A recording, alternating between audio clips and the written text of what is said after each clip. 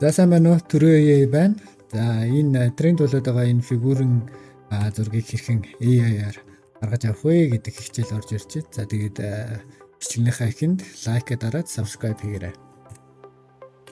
За юуны түрүүнд бид нэр Gemini, Google, Chrome тэгээд Apps за ийм вебсайт руу орно.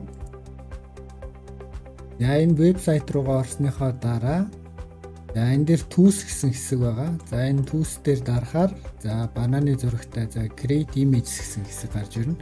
За энийг сонгоод try now-ын дараад create image-ийн дараад за энэ дээр бид нар оруулах гэж байгаа зураг оруулна. За ямар зургаар хийх вэ гэдэг.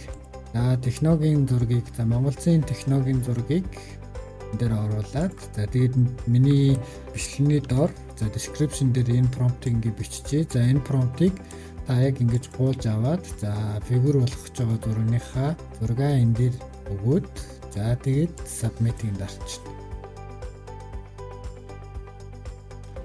За ингэснээр таны тренд болоод байгаа өөрийнхөө зургаар за ийм 3D фигүрийн зургийг гаргаж авч болох нэ. За тэгээд дараагийн хичээлээр ямар хичээл оруулмаар байна. За юу сурмаар байна комент дээр сэтгэлдээ үлдээгээрэй.